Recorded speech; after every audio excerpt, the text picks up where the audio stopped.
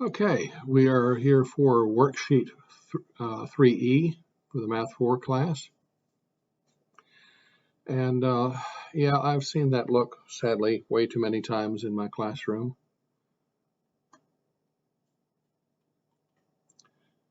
All right, find the inverse.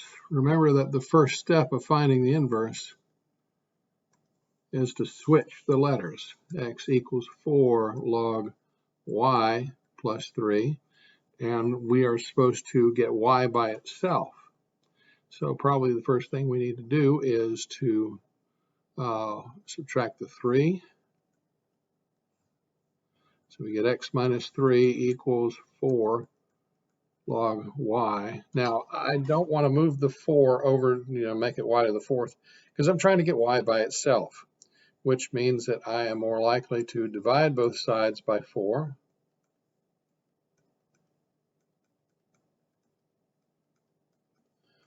Equals log of y. Now, this is where we're going to rewrite it as an exponential. And in order to do that, we're going to have to remember that this is log base 10, which means that we are going to rewrite it as 10 to the x minus 3 over 4 is equal to y, and bada boom, bada bing. I guess that's one of the things I like, that by the time we get it down to log of y, rewriting it as an exponential gets pretty easy. All right, find the inverse of this guy. So we're going to put x there and y up there. Now, I can't really do anything with the 3 as long as it's up there in the exponent above the 5. So I'm going to move the x over here and rewrite this as a logarithm. We're going to say log base 5. My exponent is going to go over here, and my x is going to go there. And now all I have to do is add 3 to both sides, and I have log base 5 of x plus 3 equals y.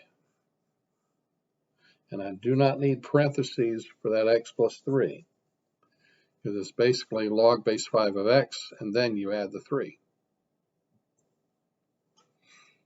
Okay. Now let's try this guy. Well, first of all, we need to trade letters. And then I'm going to divide both sides by -2.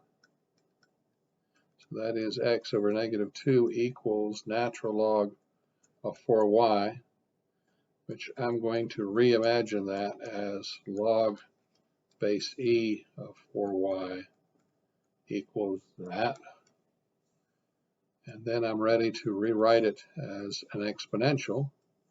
And I'm going to say e to the x over -2 equals 4y. And then I'm going to say e to the x over -2 divided by 4 equals y. Or I could even say y equals 1/4 e to the x over -2.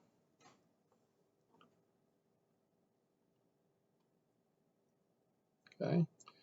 Now this one, first of all, I'm going to draw the parent graph. And it's going to go something like this.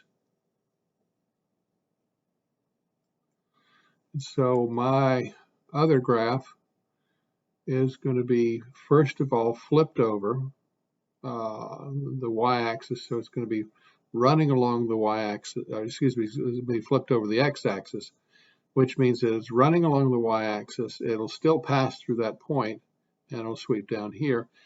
And then there's the move of right 2. Yeah, this is going to be moving it 2 units to the right, which means that my asymptote is no longer the y-axis. My asymptote, let's change colors for that.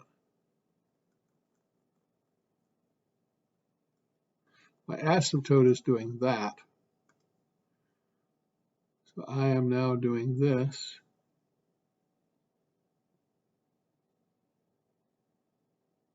Like that.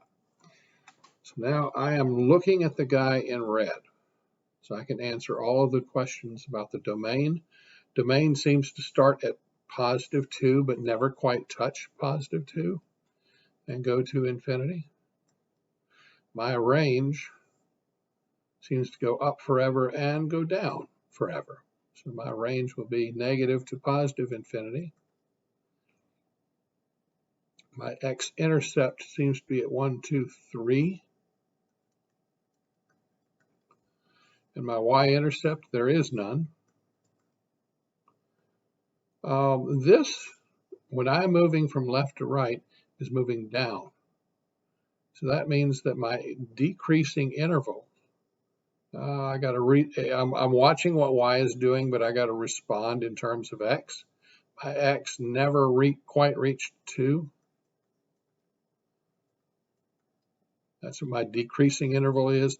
There's nothing increasing about it whatsoever.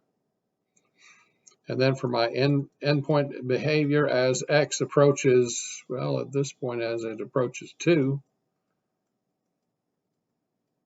as x approaches the 2, the y is going through the roof, positive infinity.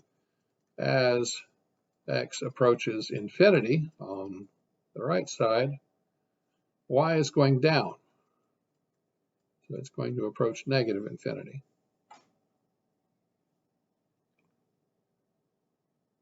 Okay.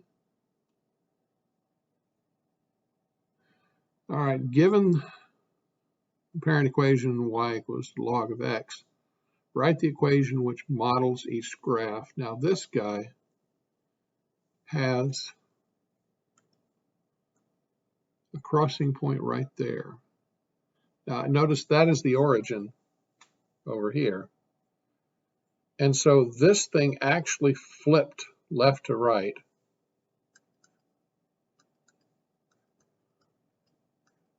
Which means we did this. And it moved 2 units to the left. Now, I have a sneaking suspicion that this is going to be one of those cases where, because the negative is in the parentheses with the x, I have a feeling that this is going to be one of those opposite. Tell you what, I'm going to pause. I'm going to go check Desmos. Okay, and it's a healthy thing to check with Desmos because I discovered something along the way. That when this was facing the other way, it was 1 unit to the right of the origin. And now that I've flipped it, it actually belongs 1 unit to the left. It should be here, but we moved it up a notch, which that's where the +1 is going to come about. Now, let's make sure we've covered all our bases. When we flipped it, this point should have landed right on the x-axis here, and then we moved it up 1. So that we should be good there. All right, let's try the next one. This one, instead, nothing flipped, but I have this here and this here. Now, it doesn't look like anything is stretching, because honestly, once it leaves this point, it takes until it gets to like 9 or 10 units over here before it finally crosses and moves up to the next line. So I don't see any stretching going on there. But this thing moved 1, 2, 3, 4 units to the left. So that means that we are going to do this, and we are going to do that. 4 to the left would mean +4. It does not appear that anything else has shifted or flipped or twisted or anything like that. All right, let's try this guy. He appears to have flipped up and down, which means that we would do this. And if this, well, for one thing, we can tell that it has moved 1 unit to the left. my asymptote used to be the y-axis. Now it seems to be -1. So it has moved 1 unit to the left, which means I would do that. And it doesn't appear that it has shifted up or down any. And so we should be able to leave it just like that. Because it originally was here doing that. And so we flipped it on the x-axis, which means the negative goes out front. And we moved it 1 over to the left, which means we say x plus 1 in the parentheses. All right. Now, let's name the transformations as they appear here from the parent function. This has flip on the x-axis. It has left 2 and down 3. Here we are vertically flattening on a factor of 3/4. That negative x tells us that we are going to flip on the y-axis. And then the plus 1 says we're going to go up 1. Here we are going to vertically stretch by a factor of 5. And then we're going to go up 4.